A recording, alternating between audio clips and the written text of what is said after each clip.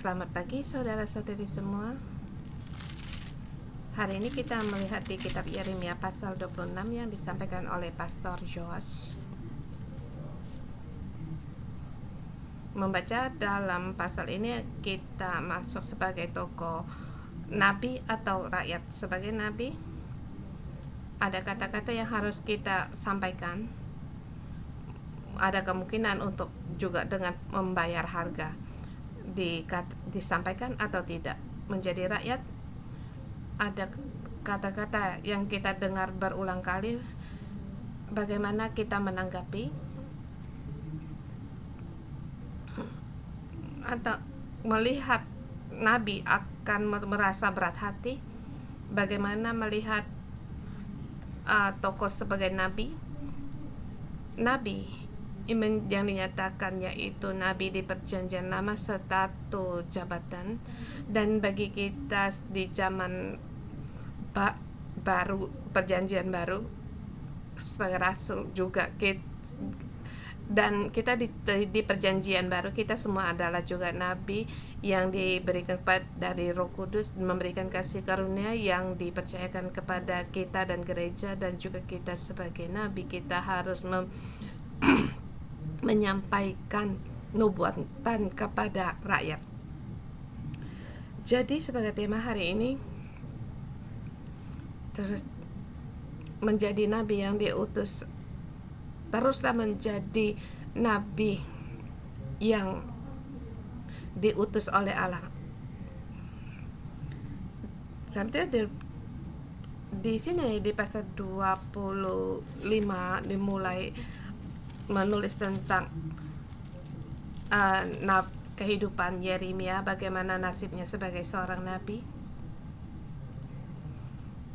dan juga menulis bagaimana interaksi dengan rakyat. Dan di sini kita banyak belajar sebab situasi di masa hidupnya Yeremia dan sama seperti di saat ini yang dalam kehidupan kita, baik itu dalam soal politik atau kehidupan sehari-hari di dalam masyarakat, kita pun banyak mendengar banyak perubahan, dan masing-masing juga mempunyai pendapat sendiri dan pikiran sendiri seperti di zaman Yeremia. Apakah mengikuti Allah atau situasi, atau mendengar suara Allah atau mendengar suara dunia? Kita lihat bagaimana tanggapan dari Yeremia ayat 1 pasal 26. Pada permulaan Yoyakim Raja Yosia Raja Yahuda datanglah firman ini dari Tuhan.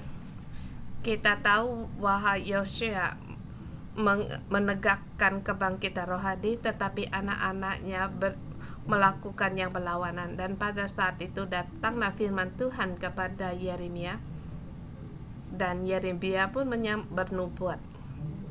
Ayat 1 sampai dengan 6, nubuatan untuk menyuruh pertobatan bagi rakyat. Kedua,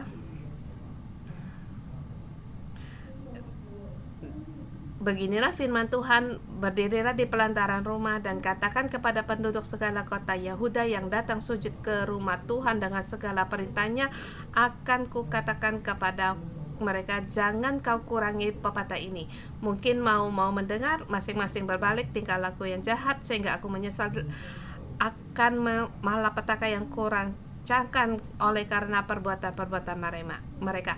Ayat keempat, jika dikatakan kepada mereka, jika kamu tidak mau mendengarkan aku, tidak mau menuruti Taurat yang telah ku bentangkan di hadapanku, dan tidak mau mendengar perkataan hamba-hambaku para nabi yang terus-menerus ku utus kepadamu.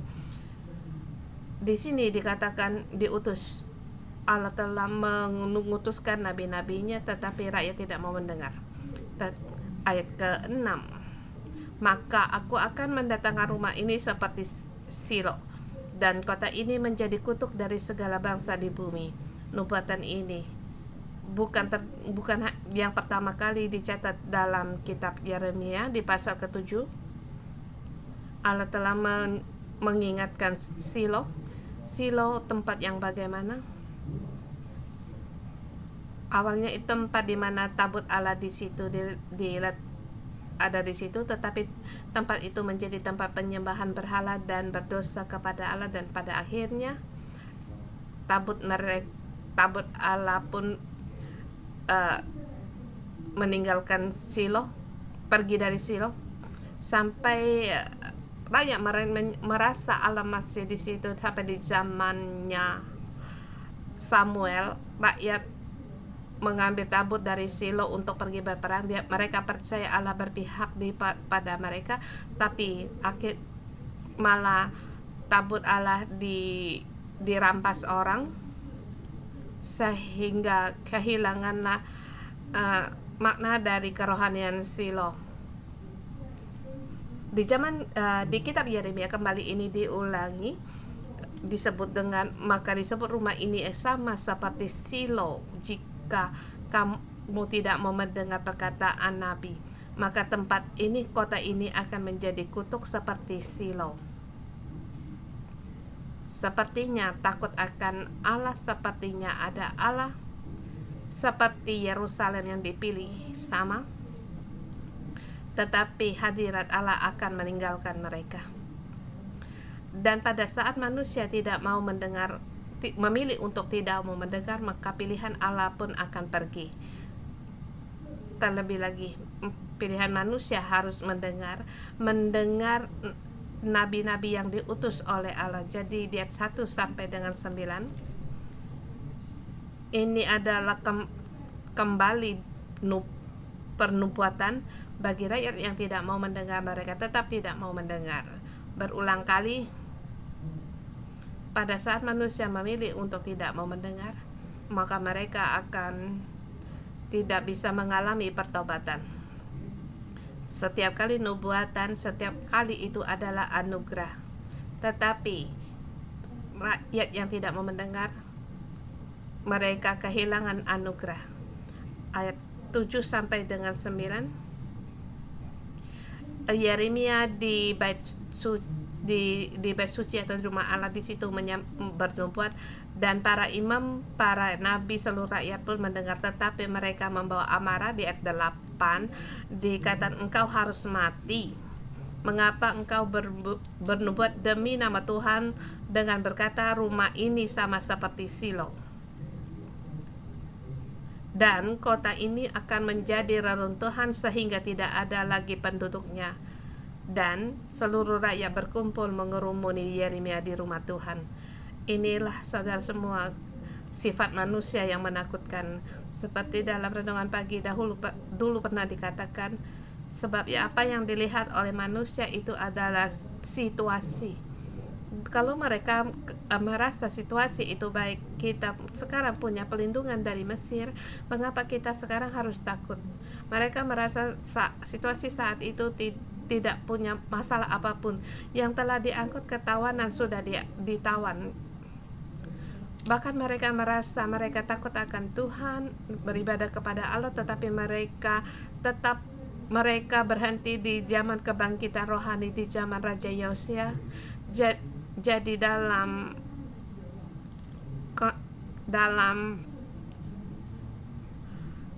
prinsip kerohanian mereka takut akan Tuhan, tapi sekarang Allah mengata, mengapa Allah meninggalkan kami, sedangkan sekarang zaman begitu penuh dengan kejayaan, sekarang keadaan kami begitu baik, mengapa kamu katakan akan seperti tempat ini tidak ada hadirat Allah? Pada saat itulah amarah para rakyat, tapi kuncinya di mana? Kuncinya mereka tidak melihat siapa yang diutus oleh Allah. Kita melihat situasi, tetapi apakah kita bisa melihat orang yang menyampaikan perkataan itu, dia adalah yang diutus oleh Allah? Lebih tepat lagi dikatakan, apakah manusia takut akan Allah atau hanya penampilan untuk taat?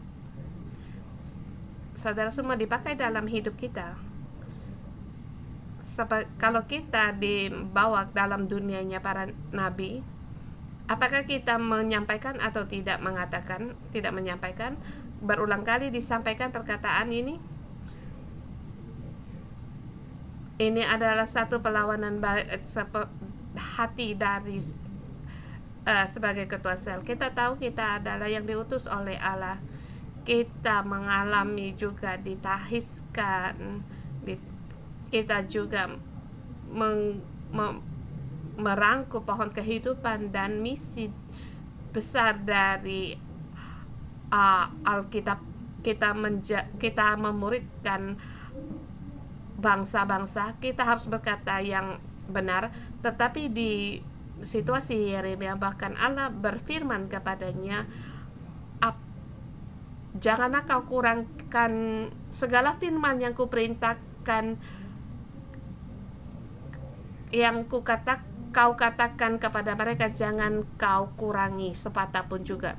Apakah kita sanggup melakukannya?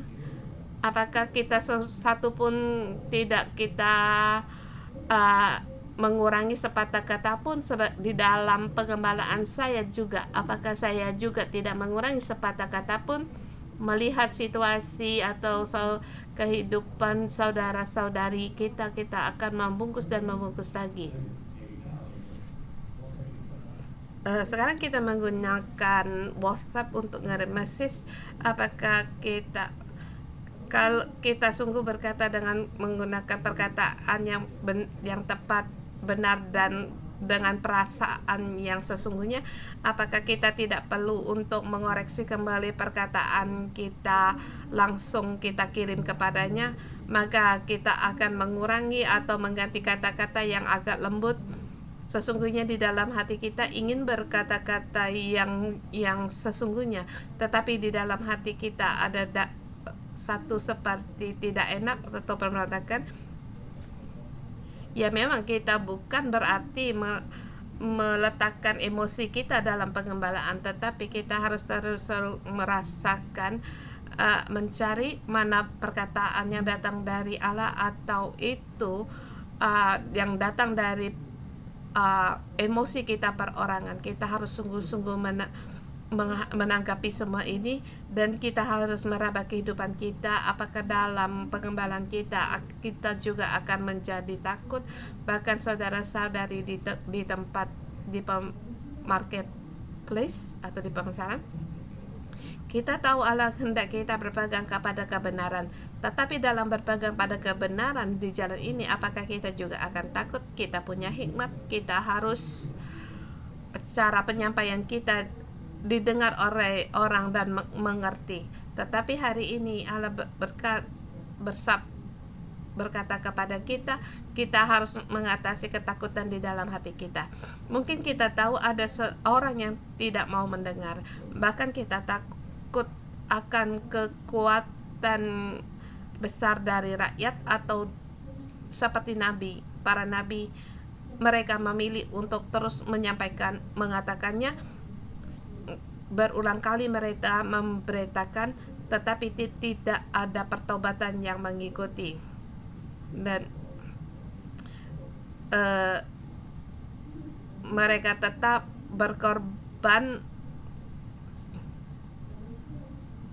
Saudara, semua kita tahu bahwa setiap perkataan kita datang dari kebenaran dan juga dari kasih. Kita harus berani. Kita bukan untuk menyakiti domba-domba kita, tetapi kata yang harus disampaikan di dalam Roh Kudus berani untuk disampaikan. Penyataan kasih, tetapi dengan penyataan kasih, yaitu keberanian untuk menyampaikannya, mengatakannya. Yeremia di sini tetap berani menubuat. Belum berarti ya kita berani menyampaikan ada kasih. Di sini bagi Yeremia, ya, yang dia bukan hasil yang ia utamakan, tetapi adakah kata-kata yang yang didengar dan membawa pertobatan. Seperti para nabi juga, mereka kalau perkataannya, kalau didengar, mereka berhasil. Kalau tidak mau mendengar, mereka bernubuat, rakyat mendengar, tapi rakyat tidak mau mendengar. Itu sama seperti disampaikan atau tidak sampaikan, itu sama saja. Tetapi kita sebagai nabi yang diutus oleh Allah, kita akan terus menyampaikan apa yang Tuhan hendak kita katakan. Kemudian respon yang berikutnya, kembali Yeremia di situ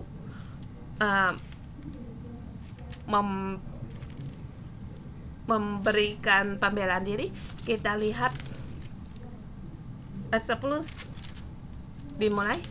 Kita tahu bahwa para pemimpin itu datang dari Allah dan kuasa Allah, dan tahu bahwa para pemimpin dan tahu bahwa otoritas itu datang dari Allah. Ayat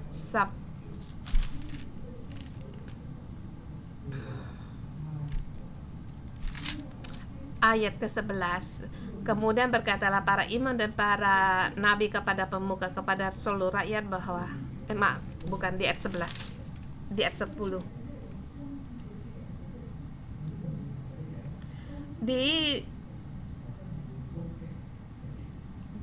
Di sini tujuan nubuatan ini bukan untuk menyerang Yerusalem atau membuatkan seperti Silo seperti di ayat 13, yaitu untuk memperbaiki tingkah lakumu dan perbuatanmu dan mendengar suara Tuhan Allahmu, sehingga Tuhan menyesal akan malapetaka yang diancamkan atas kamu. Tadi dikatakan di ayat 12, Yeremia berkata, Tuhan telah mengutus aku supaya nubuatan atas rumah dan kota ini, menyampaikan segala perkataan atas kamu. Tadi dikatakan bahwa semua dalam pengembalaan, dalam kebenaran, beranilah untuk menyampaikan, tetapi kamu harus juga tahu situasimu. Semuanya timbul karena kasih dan belas kasihan. Seluruhnya tidak mau agar rakyat semua mendapatkan malapetaka. Ayat ke-14, tetapi aku sesungguhnya aku dia di tanganmu, perbuatlah kepadaku apa yang baik dan benar di matamu. Hanya ketahuilah sungguh-sungguh bahwa jika kamu membunuh aku, maka kamu mendatangkan darah orang yang tidak bersalah atas kamu dan atas kota ini dan penduduknya, sebab Tuhan benar-benar mengutus aku kepadamu untuk menyampaikan segala perkataan ini kepadamu. Ini adalah iman dari Nabi Yeremia. Dia taat seluruhnya atas kehendak Allah, atas mengutus dia. Dia tahu semua yang dia sampaikan itu adalah datang dari Allah, maka di dalam dia tidak takut, sebab dia tahu semua nubuatannya itu datang dari Allah. Walaupun nubuatannya itu pada saat dia sampaikan, dia tahu dia akan kehilangan nyawa, tetapi dia tetap di situ menyampaikan otoritas yang datang dari Allah.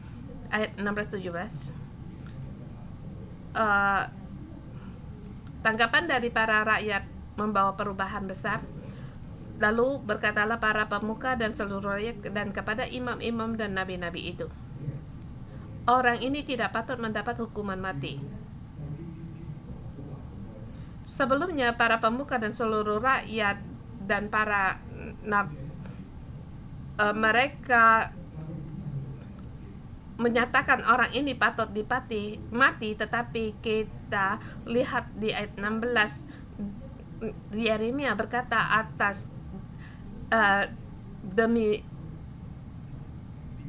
karena dia sebab Tuhan benar-benar mengutus Allah, maka di situ di ayat 16 marah para pemuka dan rakyat berkata kepada nabi-nabi itu bahwa orang ini tidak patut mendapatkan hukum mati, sebab ia berbicara kepada kita demi nama Tuhan Allah kita. Kita perhatikan di sini, bukan kita semuanya, tetapi hanya beberapa orang yang bangkit menyatakan sejarah. ayat 18. Mika orang Moresyet itu telah menubuat di zaman Hizkia Raja Yehuda. Dia telah berkata kepada segenap bangsa Yehuda, beginilah firman Tuhan semesta alam, Sion akan dibajak menjadi ladang dan Yerusalem akan menjadi timbunan puing dan gunung Bet Suci akan menjadi bukit yang berhutan.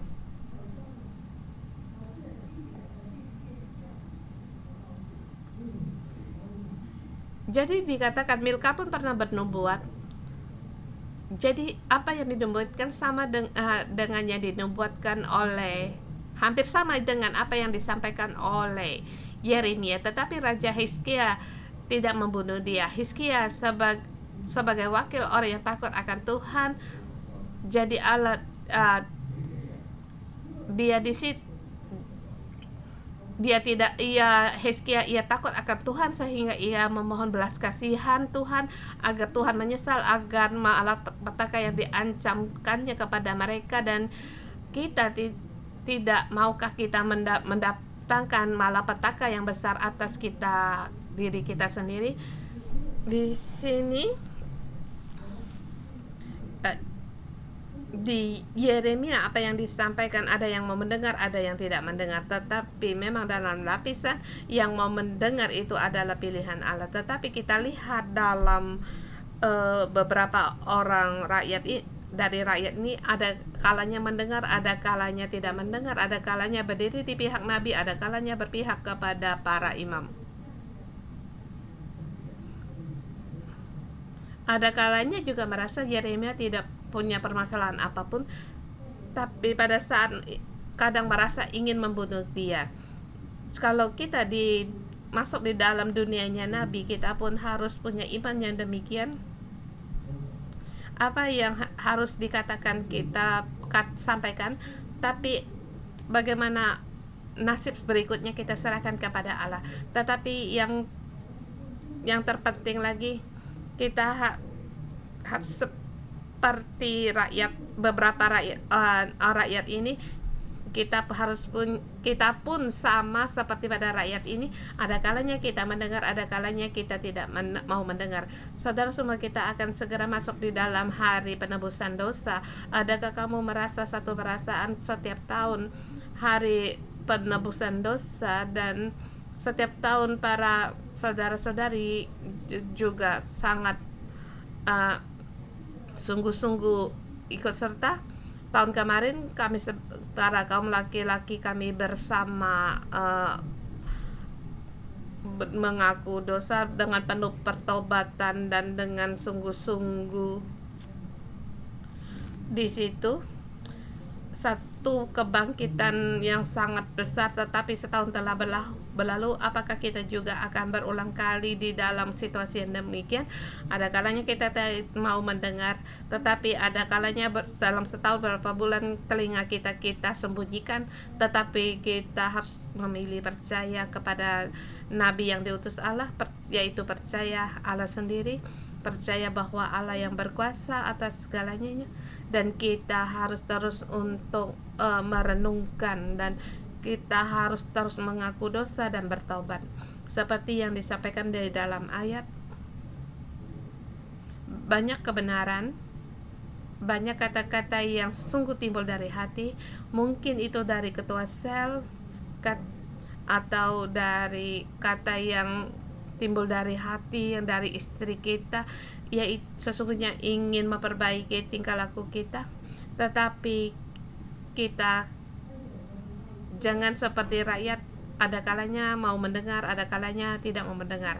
Tahu bahwa itu datang dari Allah, dan tahu Allah berkuasa. Dengar dan teruslah mendengar.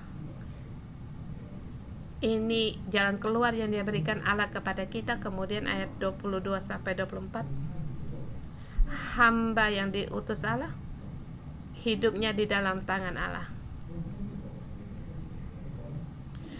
Nabi yang diutus Allah, hamba yang diutus Allah, apakah Yeremia sendiri? Bukan.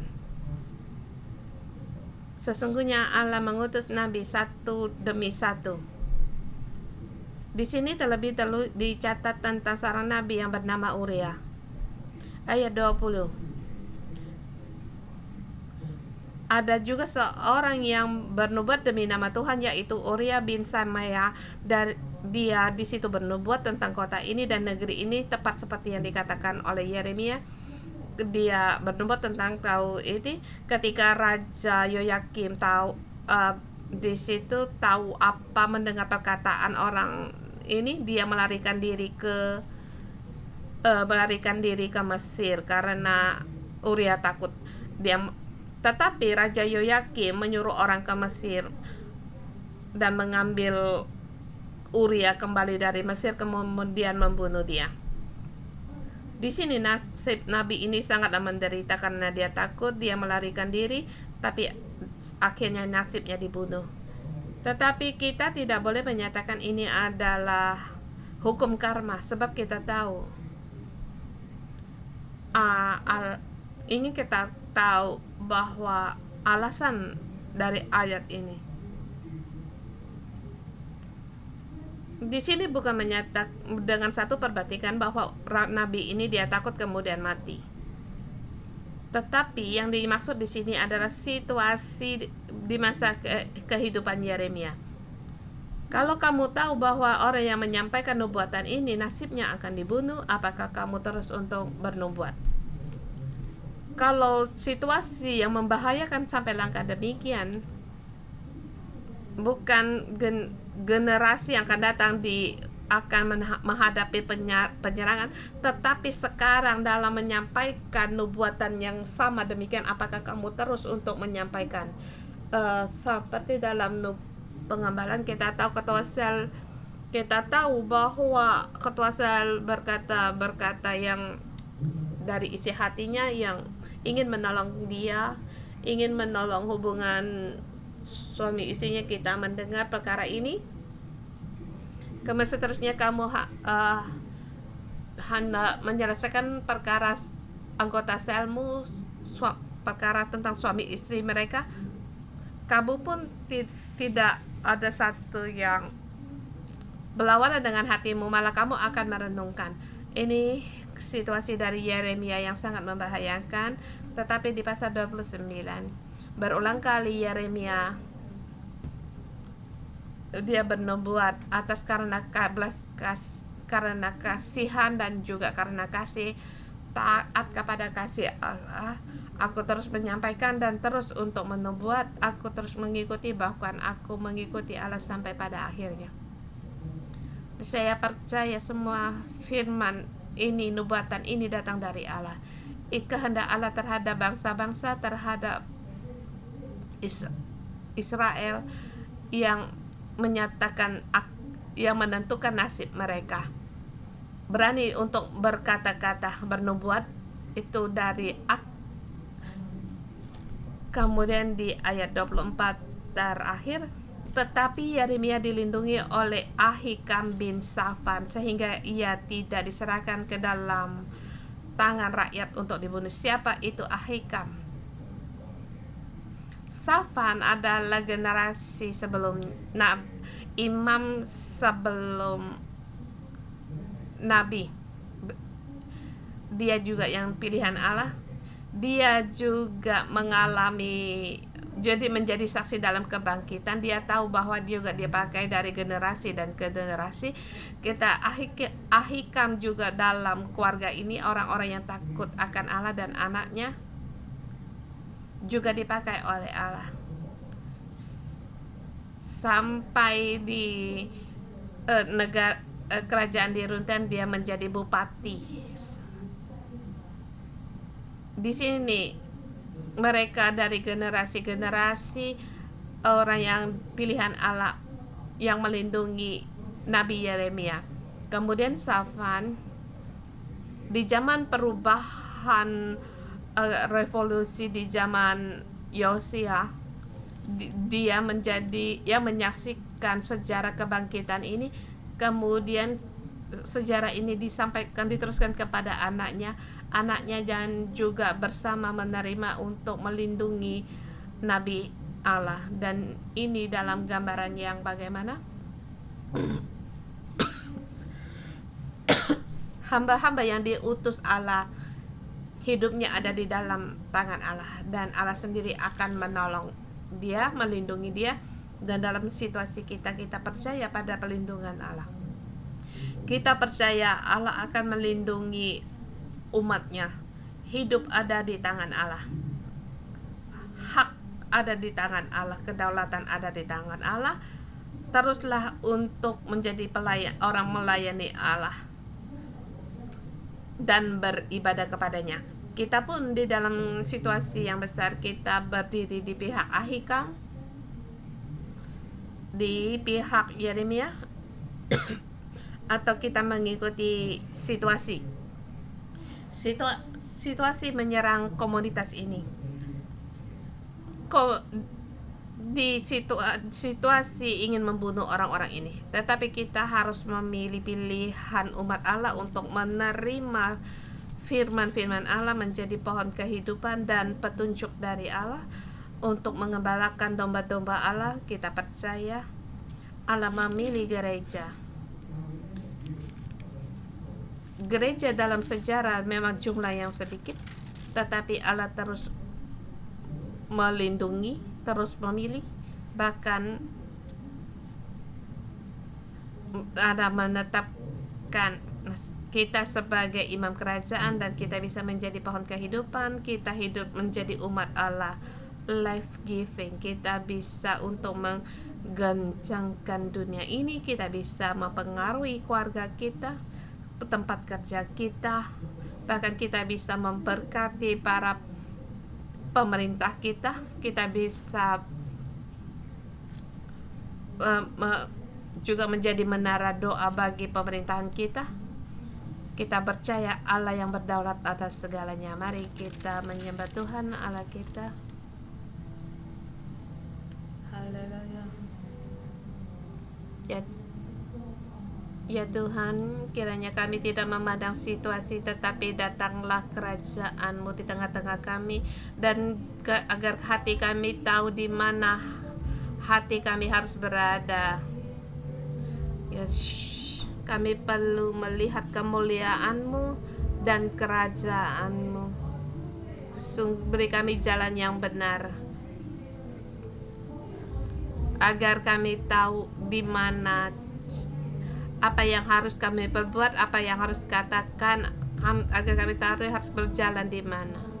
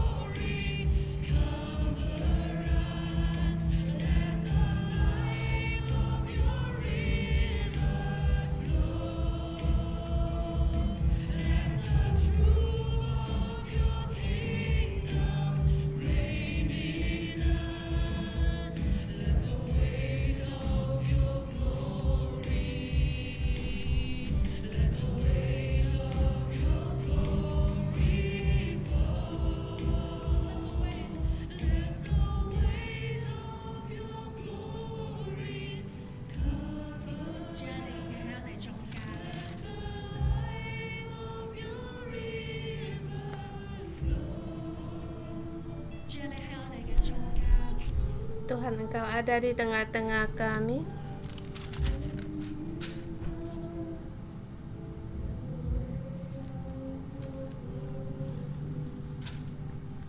Kemuliaan-Mu Tuhan ada di tengah-tengah kami.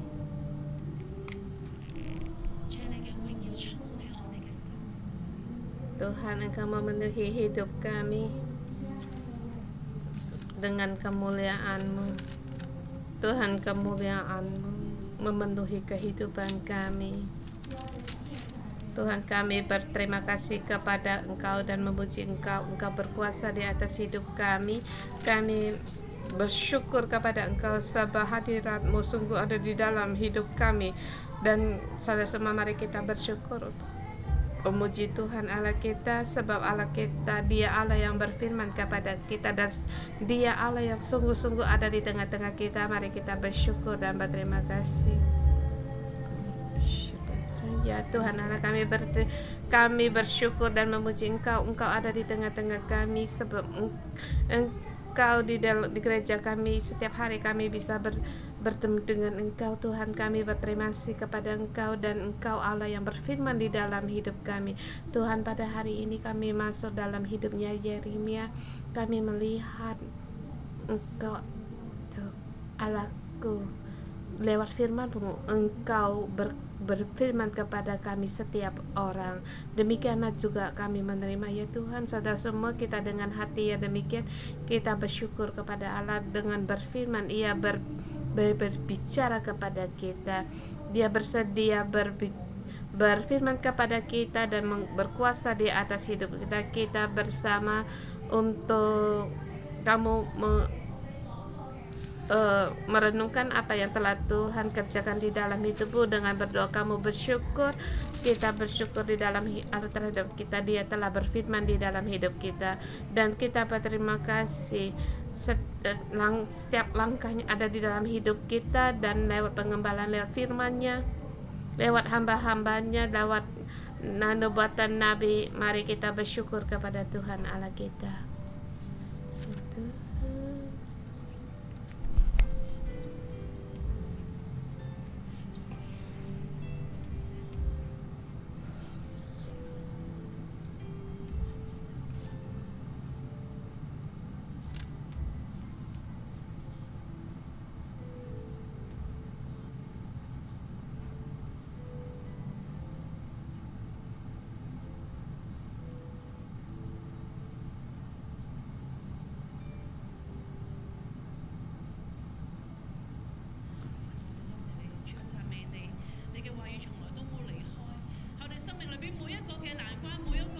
Tuhan, kami berterima kasih di dalam setiap kesusahan kami, pergumulan kami. Firman-Mu selalu mengingatkan kami. Tuhan, firman-Mu lewat Alkitab, lewat zaman Roh Kudus, lewat para pemimpin kami, otoritas kami, ketua sel kami. Engkau terus menuntun kami dan terus untuk menuntun hidup kami. Kami bersyukur kepada Engkau, Tuhan. Sampai hari ini Engkau tetap mengingatkan kami, menasehati kami, dan menuntun kami. Terima kasih Tuhan. Terima kasih kami memuji Engkau. Tuhan, kami bersyukur dan berterima kasih sering-sering para pengembala, ketua sel yang berbicara dalam hidup kami, yang sering mengatakan yang direndahkan akan ditinggikan, yang tinggi akan direndahkan.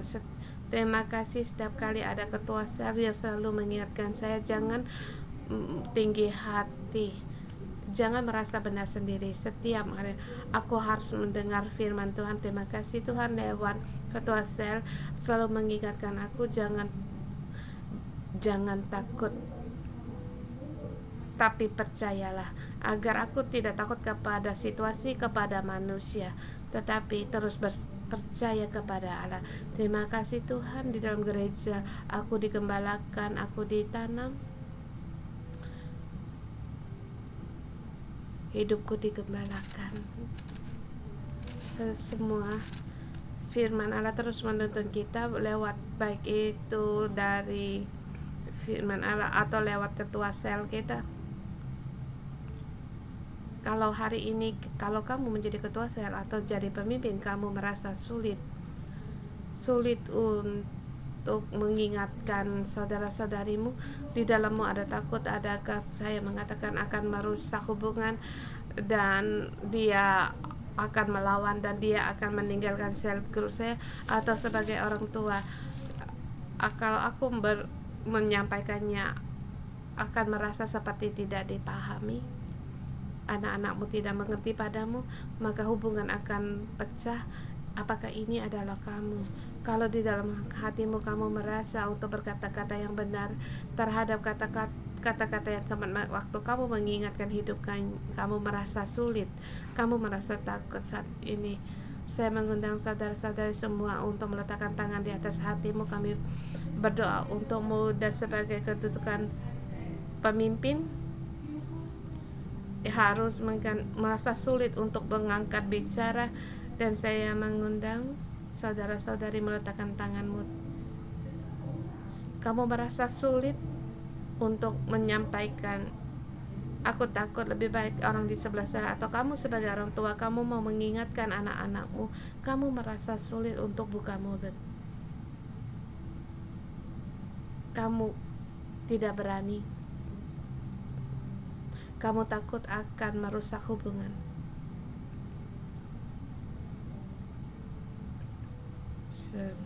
Kami mau berdoa untukmu. Letakkan tanganmu di atas hatimu. Pada saat kita datang di hadapan Tuhan, kita mohon Tuhan untuk menerangi hati kita. Apa kesulitan kita? Apakah karena kita takut? Atau karena mereka tidak mau mendengar? Atau karena kamu tidak berani mengambil otoritas yang diberikan Tuhan kepadamu? Kiranya Tuhan berfirman kepada kita, dan kamu bisa berdoa kepada Tuhan.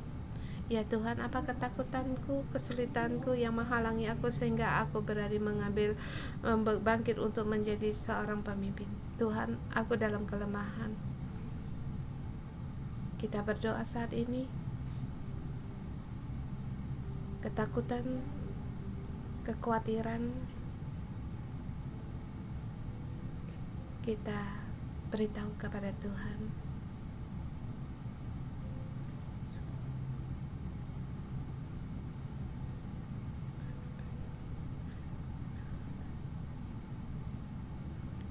Ya Tuhan, kami datang di hadapan Engkau. Kami mengaku iman kami tidak cukup. Mata kami sering-sering tertuju kepada orang. Kami takut untuk ditolak. Kami takut pada saat kami berkata yang benar, kami ditolak, disalahpahami. Tuhan, mohon Engkau menolong kami untuk meninggalkan dunia, mata dunia ini, pandangan dunia ini. Mohon Engkau tolong kami begitu lemah. Kami lebih mengutamakan orang lain daripada Engkau sendiri. Tuhan, mohon Engkau ampunilah kami. Hatiku tidak tertuju lurus di dalam Engkau. Di dalam kami tidak cukup mengasihi orang lain, bahkan terhadap hidup seseorang. Tuhan, kami merasa sangat tapi kami tidak berani untuk menyampaikannya. Tuhan, kiranya mohon pada Engkau agar pandangan kami hanya melihat kepada Engkau, agar kami dengan membuat takut akan Engkau, bukan takut kepada manusia, bukan takut kepada dunia. Ya Tuhan, mohon Engkau tolong kami, buka mata rohani kami agar kami melihat akan kehendak-Mu. Bukalah mata rohani kami agar kami melihat akan hati-Mu terhadap para domba-domba-Mu dan terhadap semua hidup. Mohon Engkau menolong kami, sebab kami pun ingin punya pandangan demikian.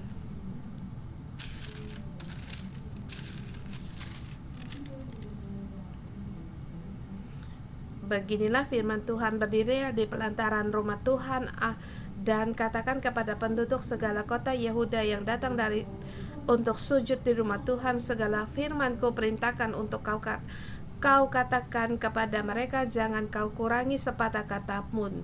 Mungkin mereka mau mendengar dan masing-masing mau berbalik dari tingkah yang jahat, sehingga aku menyesal akan menimpa malapetaka yang kurancangkan terhadap mereka oleh karena perbuatan-perbuatan mereka yang jahat. Saudara semua, mari kita di sini merenungkan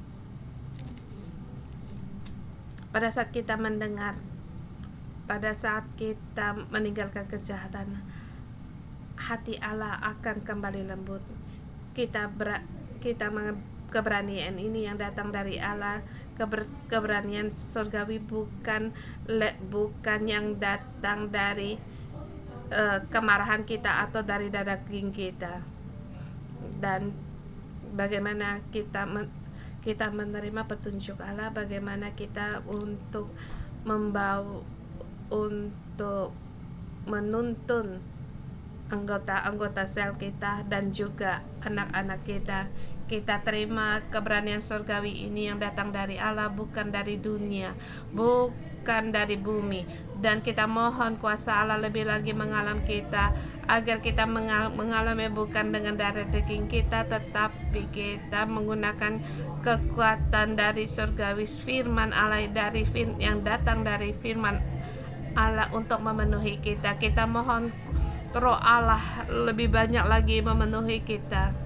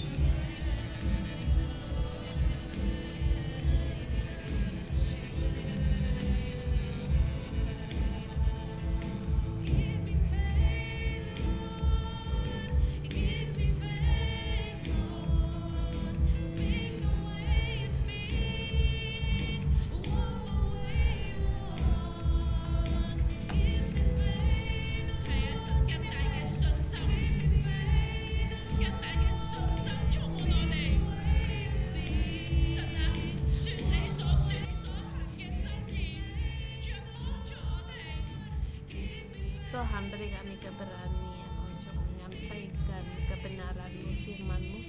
Beri kami agar berjalan di dalam kehendak-Mu.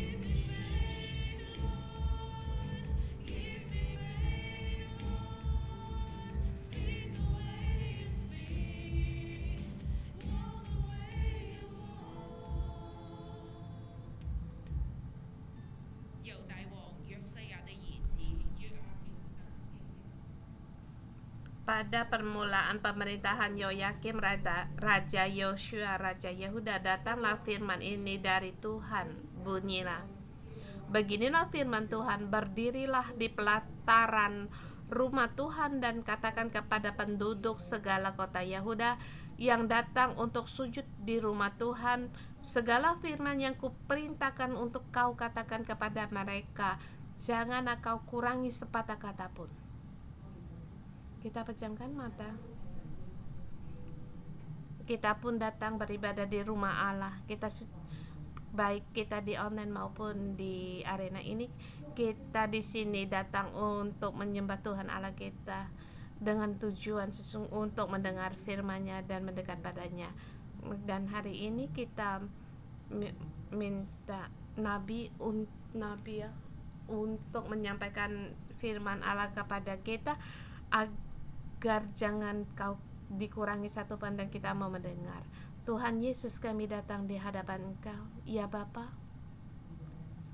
Anak-anak-Mu berdiri di hadapan Engkau, baik di tempat ini atau di online.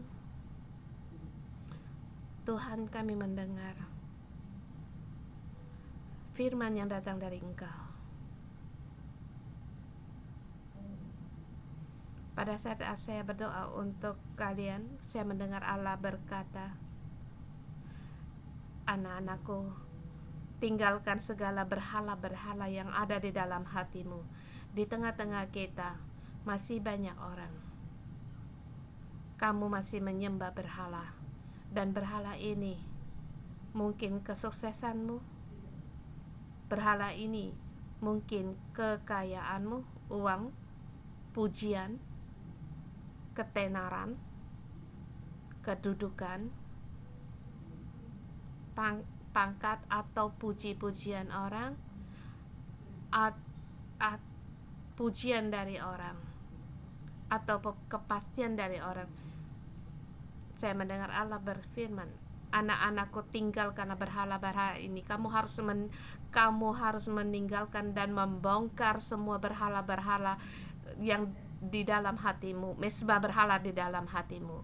Hatimu harus dipenuhi dengan mesbah Tuhan.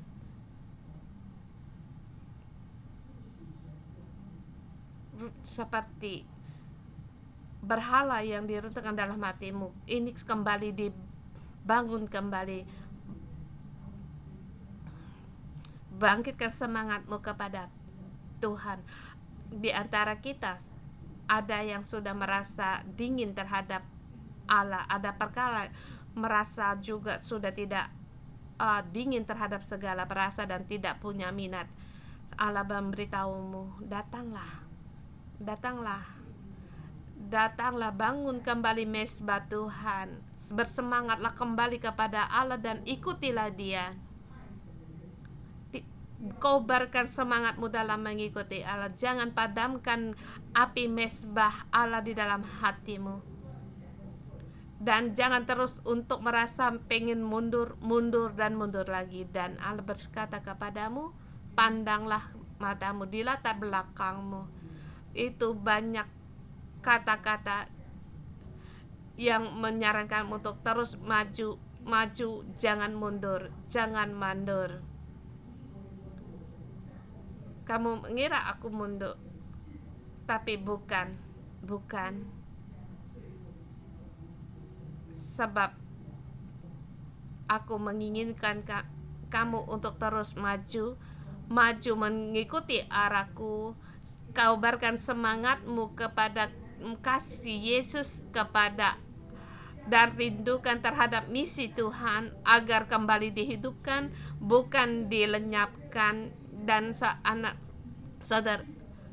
saudara-saudari, semangatmu kepada Allah itu telah lama lenyap, dan di sini Allah kembali mengingatkan untuk kembali bersemangat dalam mesbah Allah. Biarlah api mesbah Allah terus berkobar, mesbah untuk melayani Allah, dan kembali dinyalakan, dan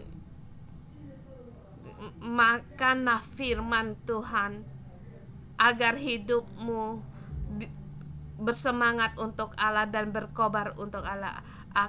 Saya mendengar Allah berfirman, aku mengasihimu. Jangan biarkan semua menjadi masa lalu, tetapi aku sekarang untuk memberikan semangat kamu dan menghembuskan nafasku kepadamu.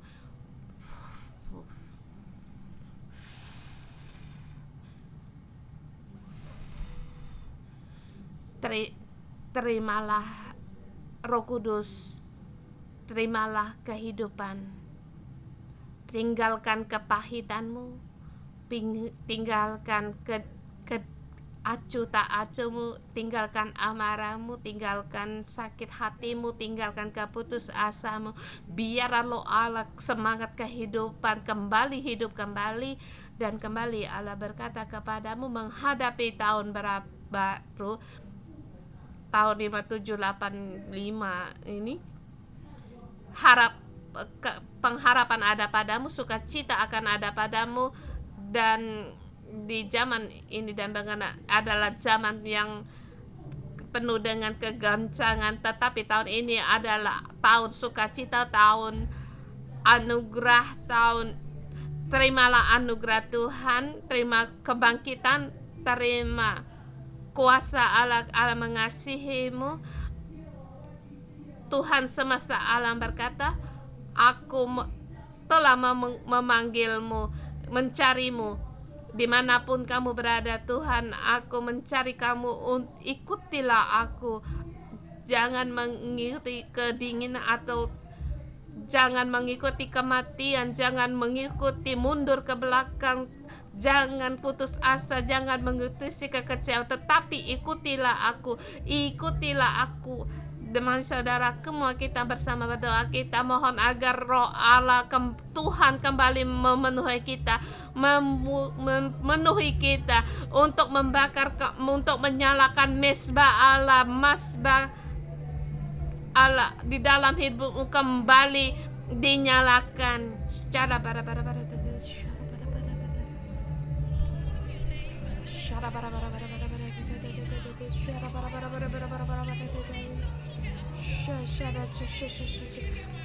tinggalkan segala berhala-berhala dalam hatimu.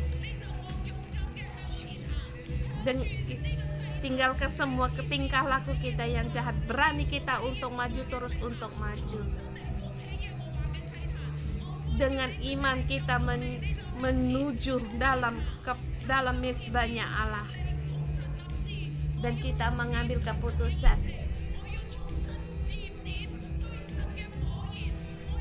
Aku mau nyalanya Tuhan. Kita maju dalam mesbah Tuhan. Kita berjalan menuju mesbah Allah, menghadapi nyala api Tuhan.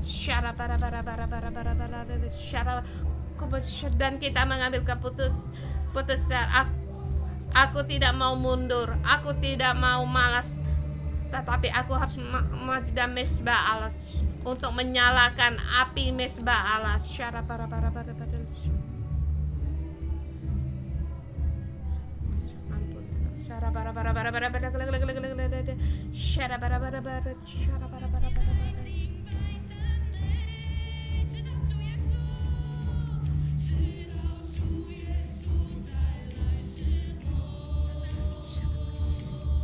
Sampai Tuhan Yesus datang kembali, aku mau bangkit berjalan di jalan-Mu.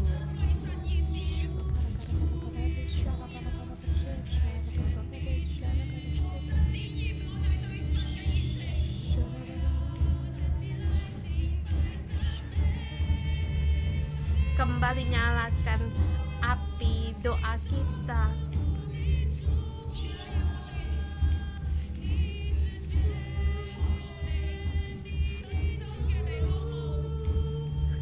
Rindukan dengan segenap hati. Oh Tuhan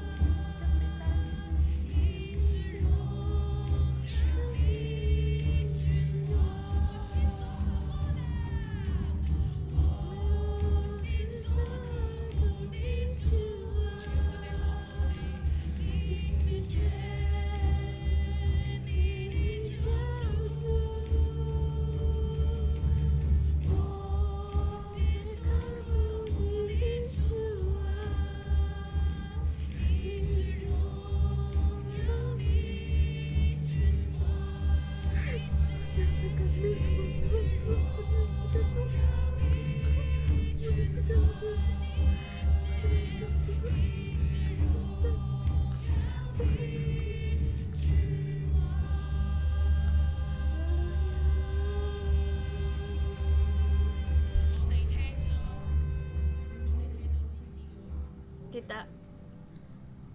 kita mendengar tadi nubuatan Nabi.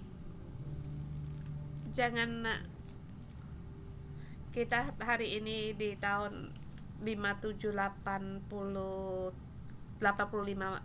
Yahudi, kita harus ingat tadi apa yang disampaikan Nabi. Kita harus mendengar. Kita mendengar sampai di dalam hati sanubari kita, dan kita balik, kita meninggalkan berhala-berhala kita, kejahatan kita, dari acuh tak acuh kita dalam kita. Jangan mundur, kita terus maju. Kita jangan mengandalkan diri kita sendiri lagi. Pergilah dari semuanya itu, dan juga kita jangan menggunakan arah kita sendiri. Kita harus mendengar. Biarlah nubatan Nabi masuk dalam hati kita, sungguh menyelaraskan, mengubah segala tingkah laku kita, perbuatan kita, untuk mengubah hidup kita dan tingkah laku kita.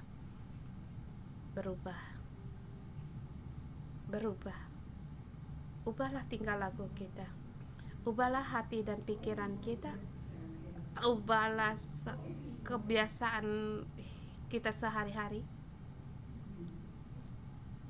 Berubah dari kehidupan kita yang sudah dingin, kembali nyalakan apimu kepada Allah dan kembali mengarah kepada Allah, dan semangat kita kepada Allah dinyalakan dan kembali membangunkan misbah Allah di tengah-tengah sentannya Hongkong. Di setiap pagi hari kita kembali bertobat kepada Allah untuk di sini membangun misbah Allah di zaman kegentaran ini. Tuhan, kami hanya mengandalkan Engkau. Kebangkitan rohanimu pasti ada datang kepada kami, kepada gereja-gerejamu, kepada gereja-gerejamu. Tuhan, kami dengan sungguh hati untuk kembali kepada Engkau, dan kami mengikat janji kepada Engkau. Kami sungguh-sungguh kembali kepada Engkau, bertobat kepada Engkau. Ingatkanlah umat-Mu ya Tuhan. Kami mendengar nubatan Nabi, dan kami juga berterima kasih kepada Allah. Di tengah-tengah gereja kami ada nubatan Nabi yang Engkau utus, dan firman Allah lewat Nabi disampaikan kepada kami agar kami sungguh-sungguh bertobat. Kami datang di hadapan Engkau Tuhan, kami berterima kasih. Terima kasih Tuhan, agar kami selalu ingat,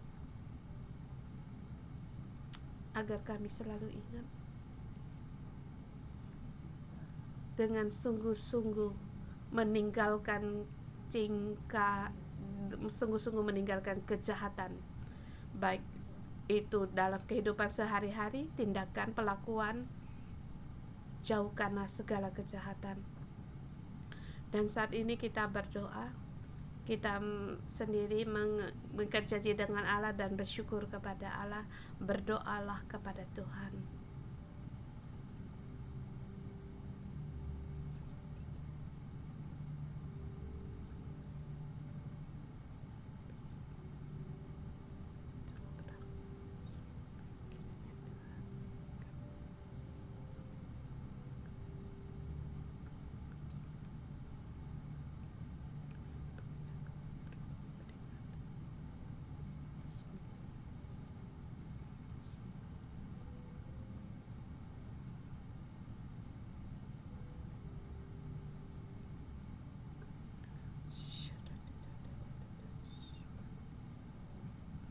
Tuhan, kami berterima kasih.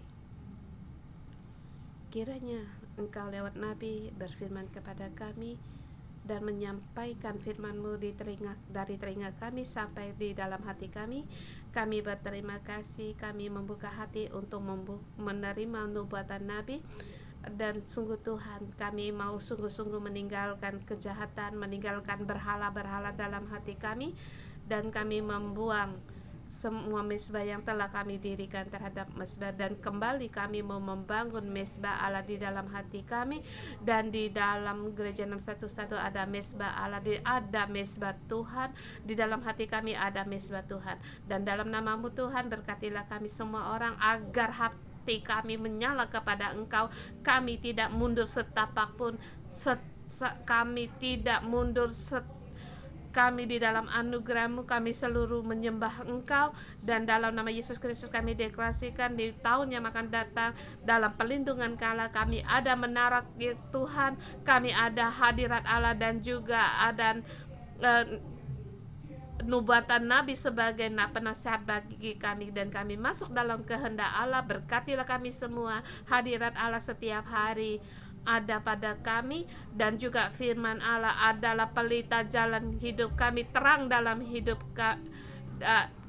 pelita dalam hidup kami, terang bagi jalan kami. Di tahun 5785 ini Tuhan, kami terus maju dan terus menanam pohon kehidupan, dan berkatilah kami semua orang untuk menerima kasih karunia-Mu, untuk berjalan di dalam berkat-Mu, anugerah-Mu, dalam damai sejahtera-Mu. dan dalam membawa kebangkitan. Dalam nama Yesus memberkatimu. Amin.